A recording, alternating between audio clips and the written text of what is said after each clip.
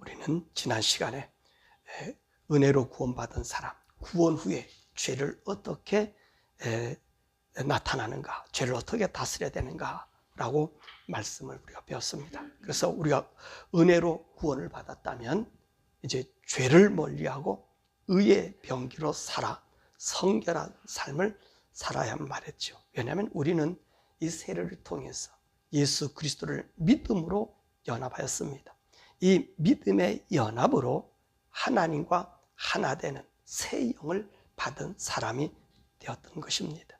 또한 우리는 하나님의 영을 받음으로써 하나님의 자녀가 되었기 때문에 우리의 몸과 마음과 영이 죄에서 떠나 거룩한 하나님의 병기, 즉 죄를 떠난 의로움에 살아야 한다라고 하는 말씀이 6장에 있는 말씀입니다. 자, 오늘 7장의 말씀은 바로 그 주제가 되는 말씀이 6절의 말씀입니다. 이제는 우리가 얽매였던 것에 대하여 죽었으므로 율법에서 벗어났으니 이러므로 우리가 영의 새로운 것으로 섬길 것이요 율법의 조문에 묵은 것으로 아니할지니라. 뭐라 말씀하시냐면 우리는 율법에서 벗어나 영의 새로운 것으로 하나님을 섬겨야 한다, 그렇게 말씀하고 계십니다. 이 영의 새로운 것이 우리의 새로운 법이라는 말씀입니다. 바로 이 법이 무엇이겠어요? 생명의 성령의 법인 것입니다. 자, 왜 이제는 우리가 성령님의 법으로 살아야 하는가를 본문 1절에서부터 6절에서 혼인을 통하여 우리의 신분이 어떻게 달라졌는가에 대하여 말씀하고 계십니다. 한 여인이 결혼합니다. 그래서 이 여인이 결혼 생활하는 중에 남편을 두고 다른 사람과 정분이 나면 이 여인을 음부다, 그렇게 이야기합니다. 그 이유가 뭐지요? 이 여인의 남편이 이 여인의 주인이 되기 때문에 그렇습니다. 그런데 이 여인의 남편이 죽으면 이 여인은 남편의 집에서 벗어나 다른 사람과 함께 살아도 간음한 여인이 되지 않습니다. 바로 이 원리로 우리 인간에게 남편처럼 살아왔던 율법이 십자가에서 죽었고 이 십자가에 예수님이 부활하심으로 말미암아 우리는 율법의 조항에 따라 우리가 사는 것이 아니라 은혜의 보상으로 새로운 영으로 되살아났다는 말씀인 것입니다. 우리의 율법의 신랑이 예수님의 십자가의 죽으심으로 함께 죽고 예수님은 율법의 저주, 즉 죄의 삭슨 사망에서 자신을 죽여 죄를 묻어버리시고 자신은 하나님의 능력으로 다시 살아나 우리의 새 신랑이 되었던 것입니다. 이 새 신랑 예수 안에서 율법은 더 이상 우리를 다스리지 못하며 예수님을 믿는 믿음으로 이제는 우리의 영원한 생명을 얻게 된 것입니다. 그래서 6절에 이제는 율법대로 사는 것이 우리가 하나님께 죄를 짓는 일이 되고 성령의 새 법, 성령님의 새로운 길로 예수를 섬기면 되는 은혜의 주심을 설명하고 있는 것입니다. 그러면 왜 우리는 더 이상 율법에 의존하지 말고 성령의 법, 새로운 법에 의지해야 합니까? 율법이 오히려 우리에게 죄의 정욕으로 우리 가운데 역사하게 하여 우리로 하여금 사망의 열매를 맺게 하였다라고 하는 것입니다. 그래서 이제는 율법에서 율법 조문에 묵은 것에서 벗어나야 한다고 말씀하고 있어요. 그 말씀이 5절과 6절에 있습니다. 우리가 육신에 있을 때는 율법으로 말미암는 죄의 정욕이 우리 지체 중에서 역사하여 우리로 사망을 위하여 열매를 맺게 하였더니 이제는 우리가 얽매였던 것에 대하여 죽었으므로 율법에서 벗어났으니 이러므로 우리가 영의 새로운 것으로 섬길 것이요 율법 조문에 묵은 것으로 아니할지니라. 이제는 어떻게 하죠? 율법으로 하나님의 말씀을 하나님 안에 섬김을 하지 않는다는 것입니다. 이제는 우리는 어때요? 새로운 법, 하나님 말씀의 법으로 우리가 살아야 된다는 것입니다. 그러면 우리는 이런 질문을 할 수 있어요. 율법을 주신 하나님이 오류가 있다는 말입니까? 라고 말입니다. 그러면 하나님께서 율법을 주신 이유가 무엇이었을까요? 그것이 7절에서 14절에 이야기하는 것입니다. 율법은 처음부터 악한 것이었냐는 것입니다. 율법의 목적이 무엇이지요? 7절에 보니까 죄를 알게 해주는 역할을 한다는 것입니다. 그 예로 탐심에 대하여 말하였습니다. 율법에 탐심하지 말라라는 말이 없으면 탐심을 몰랐다는 것입니다. 그런데 율법이 탐심이 뭐라고 알려주니까 탐심에 대해서 알았다는 말이지요. 자, 그런데 이 문제는 율법을 통하여 더 많은 죄가 우리에게 나타나더라는 것입니다. 예를 들면 탐심이란 말에 연관된 수많은 죄의 모습이 있더라는 것이지요. 다시 말해 탐심이 뭐지요? 욕심 아닙니까? 이 욕심은 부러움을 주고 가지고 싶은 욕망을 가져서 그걸 갖기 위해서 도둑질하고 사기하고 때로는 그것을 갖지 못함에 증오와 시기심과 미움, 얻지 못함에 절망과 자괴감, 그러다가 우리 인생이 죄가 번복이 되어 때로는 인생의 끝인 살인으로 끝날 수 있다는 것입니다. 이 하나의 수많은 항목이 붙어지더라는 것이지요. 다시 말하면 율법이라고 하는 것이 우리에게 좋은데, 너무 좋은데 우리 인간이 그것을 핸들할 수 없다는 것입니다. 마치 어린아이에게 땅을 파라고 하는데 이 어린아이 수준은 꽃삽으로 구덩이를 파면 좋은데 이 아이에게 더 잘 파라고 큰 삽을 갖다 주고 꽃갱이를 갖다 주고 그것도 모자라서 불도저를 갖다 주고 그것도 모자라서 포크레인을 갖다 준 격이 되었다는 것입니다. 이 아이가 그것을 할 수 있습니까? 이 아이는 할 수가 없습니다. 너무나도 유용하지만 아이에게는 감당할 수 없는 요구였다는 것입니다. 이와 같은 요구가 바로 율법이요 계명이었다는 것입니다.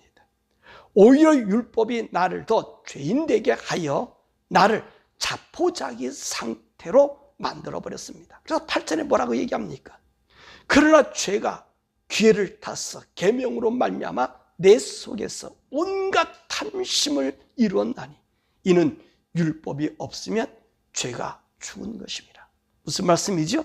율법을 통해서 죄가 더 많이 역사했다는 것입니다. 자, 율법은 죄를 통하여 죄를 심히 죄되게 하였다는 것이죠. 13절의 말씀. 그런즉 선한 것이 내게 사망이 되었느냐? 그럴 수 없느니라.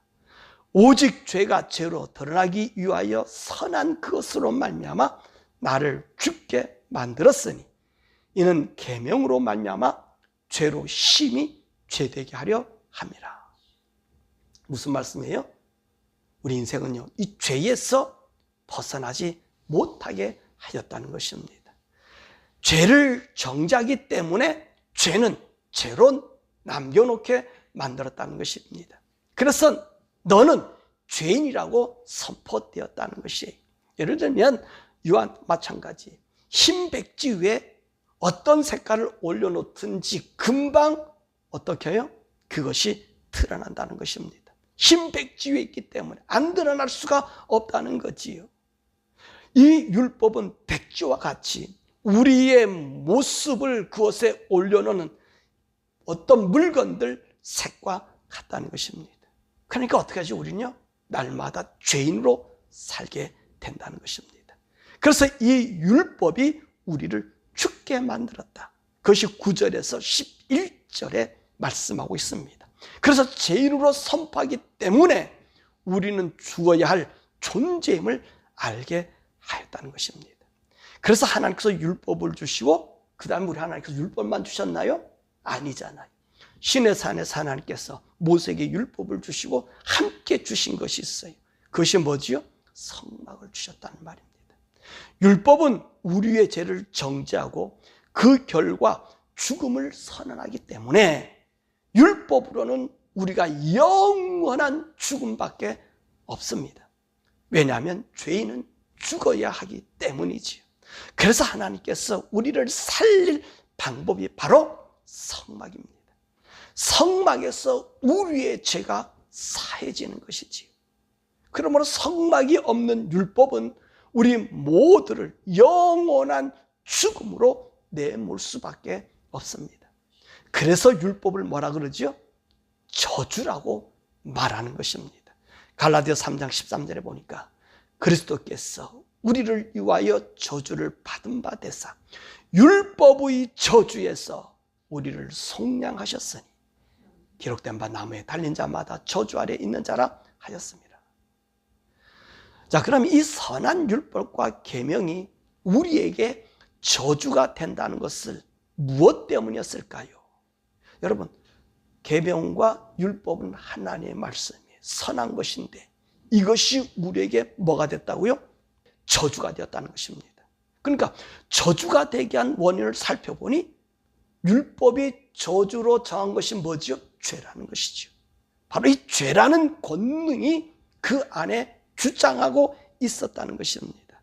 이것이 15절에서 20절의 말씀입니다.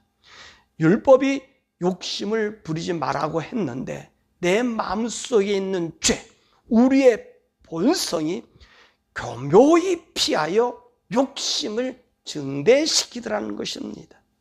내 몸이 죄 몸이라 죄가 율법을 피해 자꾸만 죄의 일을 하게 하였다는 말씀입니다.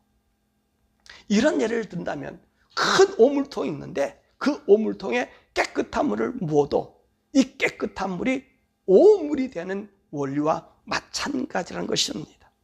나라는 죄인 속에 아무리 선한 율법을 주더라도 그 율법이 변질되어 그 율법을 덮어버렸다는 말씀인 것입니다. 그래서 율법의 문제가 아니라 내 속에 있는 죄가 문제라는 말씀이지. 죄인인 나는 죄인이기 때문에 율법을 거슬릴 수밖에 없는 것입니다. 이 말씀이 17절에서부터 20절의 말씀인 것입니다. 여러분 말씀 보시면 이제는 그것을 행하는 자가 내가 아니요 내 속에 거하는 죄니라. 내 속 곧 내 육신에 선한 것이 거하지 아니하는 줄을 아노니 원함은 내게 있으나 선을 행하는 것은 없노라. 내가 원하는 바 선을 행하지 아니하고 도리어 원하지 아니하는 바 악을 행하는도다. 만일 내가 원하지 아니한 그것을 하면 이를 행하는 자는 내가 아니요 내 속에 거하는 죄니라. 다시 말하면 우리 본성은 선한 것이 없다는 것입니다. 사람이 착하게 보여도 착한 것이 아니라는 말이지요. 인간은 다 죄의 본성이 지배하고 있기 때문에 제가 원하는 것을 하지 선이 행한 것을 하기란 얼마나 어렵고 힘든지 모른다는 것입니다. 그래서 아무리 많은 법조항을 만든다 해도 이 법을 통해서 오히려 죄가 더 기승을 부려 그 좋은 법이 악의 소굴이 되게 한다는 말입니다. 이해가 되세요? 좋은 법이 더 악의 소굴이 된다는 말입니다. 왜 그러죠? 왜 그래요? 우리 본성에 죄가 있기 때문에 그래요. 그러므로 율법이 나쁜 것이 아닙니다. 율법도 하나님이 주신 것이기에 12절에 그랬잖아요. 율법은 거룩하고 계명도 거룩하고 선하고 의롭다고 말씀했습니다. 근데 문제는 무엇이 문제지요? 죄가 문제다라는 말씀입니다.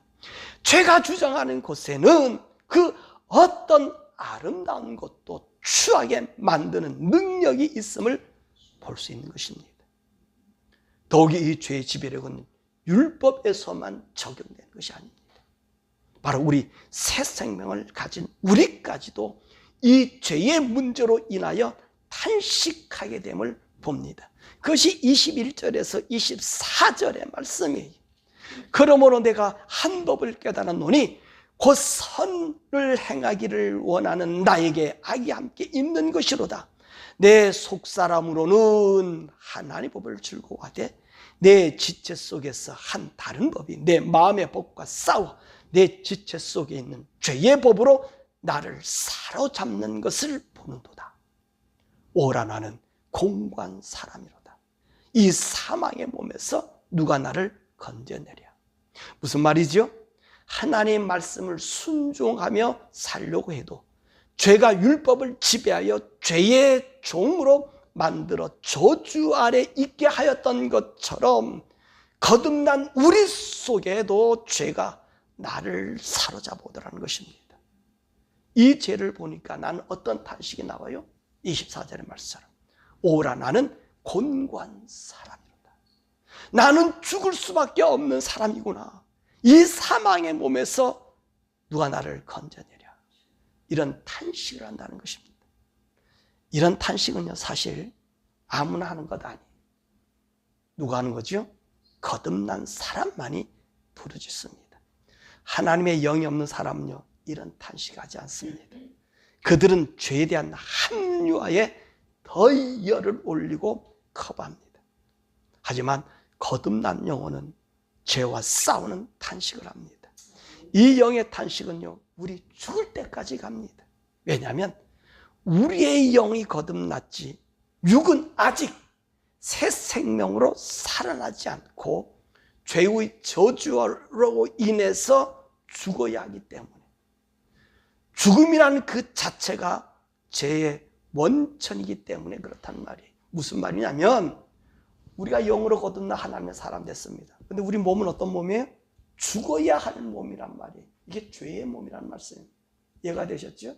그렇기 때문에 영의 사람인 우리가, 하나님의 영이 우리 가운데 있다 할지라도 어떻죠? 죄의 몸이 있기 때문에 죄가 우리를 끝까지, 우리 죽을 때까지 바로 우리 이끌어간단 말입니다. 그래서 우리는 5장에서 율법 있기 전 죄가 죄로 나타나지 않을 때도 우리에게 무엇이 왕노릇했다 그랬어요? 사망이 왕노릇하여 아담 이후 지금까지 우리에게 죽음이 오는 것이 바로 이 죄가 우리 몸에, 우리 육체를 지배하고 있음을 나타낸 것이라고 우리가 말씀 배웠습니다. 그래서 우리는 죽을 때까지 죄와 싸우며 탄식하게 될 것입니다. 죄는요, 성령의 사람이라고 해서 멀리 도망가지 않습니다. 오히려 죄가 더 기승을 부리게 될 것입니다. 마치 거룩한 율법과 계명을 타고 들어와 인생을 더 죄인되게 만들었던 것처럼. 무엇 때문이라고 했죠? 우리는 이 죽을 몸을 가지고 있기 때문에 그렇다는 것입니다. 하지만 이제는 율법과 달리 죄가 더 이상 우리를 사망으로 이끌지 못합니다. 그 이유가 무엇일까요? 25절에 얘기하고 있습니다. 우리 주 예수 그리스도로 말미암아 하나님께 감사하리로다. 예수님으로 말미암아 감사하는 것은 1절에서 6절에 말씀하셨잖아요. 우리의 새 신랑이신 예수님이 4절 하반부에 곧 죽은 자 가운데서 살아나신 이에게 가서 우리 하나님을 위하여 열매를 맺게 하는 새로운 영을 주셨기 때문에 6장 23절 하반절에 보면 하나님의 은사는 그리스도 예수 우리 주 안에 있는 영생이라. 이 영생이 우리의 죽을 몸을 이길 능력이 된다는 것입니다. 그러므로 구약의 율법은 죄를 알게 하거나 분별할 수 있게는 할지는 몰라도 죄를 이길 수는 없습니다. 율법은 죄를 알려주고 드러나게 하는 역할을 하기 때문에 네가 죄인인 것을 증명하는 일을 하는 거예요. 그래서 율법을 뭐라 그래요? 저주라고 부르는 거예요. 왜요? 죄인이라고만 얘기해 주기 때문에 그렇지. 그렇다고 이 성령의 사람이라고 할지라도 죄를 완전히 벗어날 수 없습니다.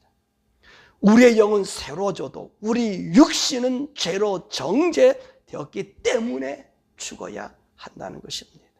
그래서 우리 성령의 사람에게도 죄는 이 육신을 떠날 때까지 계속해서 침투합니다. 하지만 우리 새로운 영을 가진 사람에게는 이 죄의 육신을 가졌다고 해서 심판은 받지 않습니다. 왜냐하면 예수님의 십자가의 죽음은 우리 영을 새롭게 하나님과 접목시킴과 동시에 우리 육체를 다시 살리실 약속으로 예수님이 부활하셨기 때문에 육신의 죄를 죄로 인정하지 않는다는 것입니다. 이 말씀이 로마서 8장 9절에서 11절에 있는 말씀이에요. 만일 너희 속에 하나님의 영이 거하시면 너희가 육신에 있지 아니하고 영에 있나니 누구든지 그리스도의 영이 없으면 그리스도의 사람이 아니라. 또 그리스도께서 너희 안에 계시면 몸은 죄로 말미암아 죽은 것이나 영은 의로 말미암아 살아있는 것이니라. 예수를 죽은 자 가운데서 살리신 이의 영이 너희 안에 거하시면 그리스도 예수를 죽은 자 가운데서 살리신 이가 너희 안에 거하시는 그 영으로 말미암아 너희 죽은 몸도 살리시리라. 아멘. 우리 영이 거듭난 사람은 우리 몸이 죄의 덩어리잖아요. 이것이 다시 어떻게 되는 거죠? 살게 해주신다는 거예요. 자, 그렇다고 해서 우리 죄가 죄로 여겨지지 않는다고 해서 우리가 죄를 짓는 일 방임해도 될까요? 하는 것입니다. 여러분, 아니란 사실이죠. 지난 시간도 우리가 배웠습니다. 우리는 예수님은 우리의 죄 때문에 죽으셨습니다. 그 예수님의 죽음의 고통을 통해서 내가 거듭났고 거듭난 나 또한 죄에 대한 고통을 겪었다는 것입니다. 그래서 거듭난 영혼은 이 죄에 내 영과 혼과 육이 지배당하지 않도록 무시로 성령님의 도우심과 간구 속에서 우리의 영과 혼과 육을 날마다 거룩하게 보존하는 일을 누가 해주셔요? 우리 성령님께서 도와주신다는 말씀입니다. 그래서 4절에서 6절에 말씀하고 계시지 않습니까? 그러므로 내 형제들아 너희도 그리스도의 몸으로 말미암아 율법에 대하여 죽임을 당하였으니 이는 다른 이 곧 죽은 자 가운데서 살리신 이에게 가서 우리가 하나님을 위하여 열매를 맺게 하려 함이라.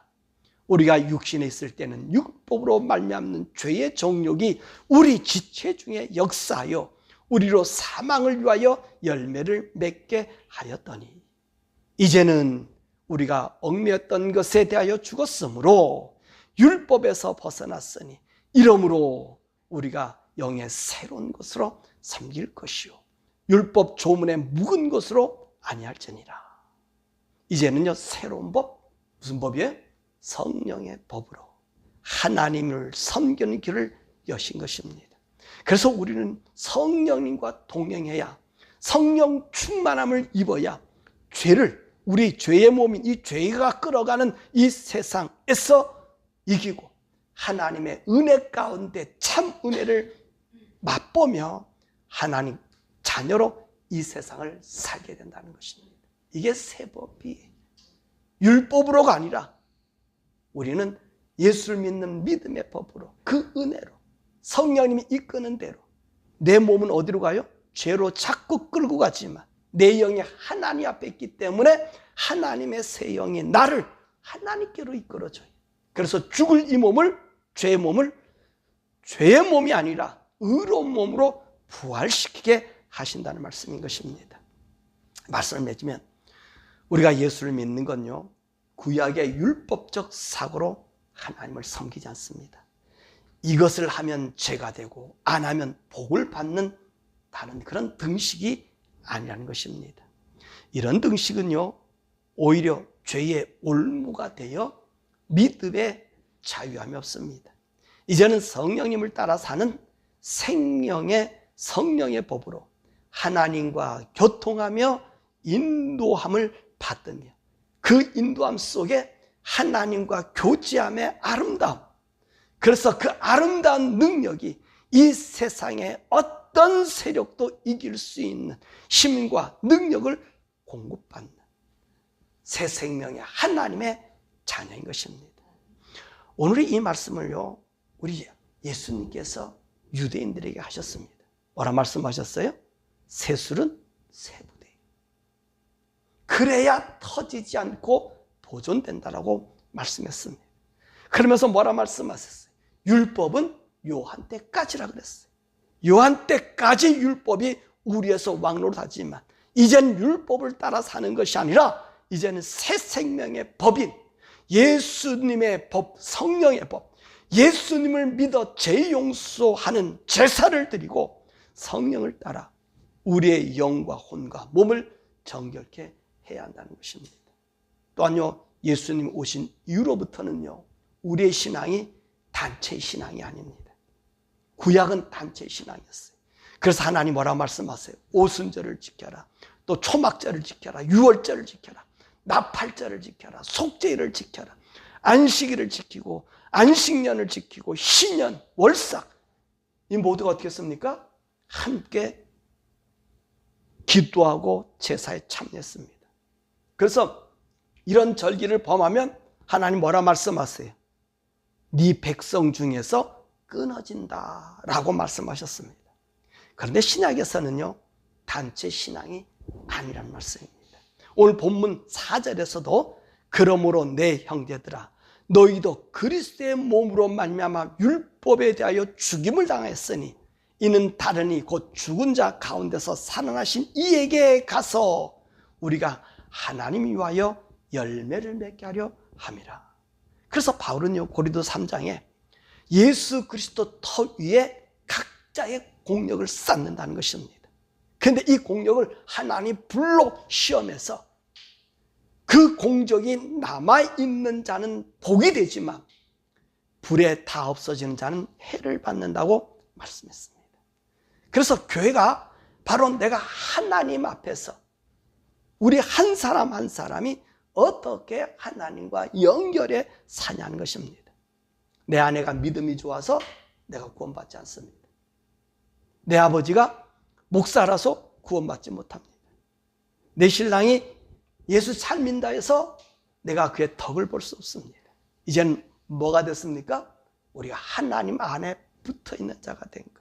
그분에게 가서, 그래서 요한복음 15장에 포도나무 비유를 얘기한 거예요. 그 가지에, 그 나무에 우리가 가지가 되어 붙어있으라. 네 하나하나가 가지가 붙어서 오늘 여기서 말한 열매를 맺으라는 거예요.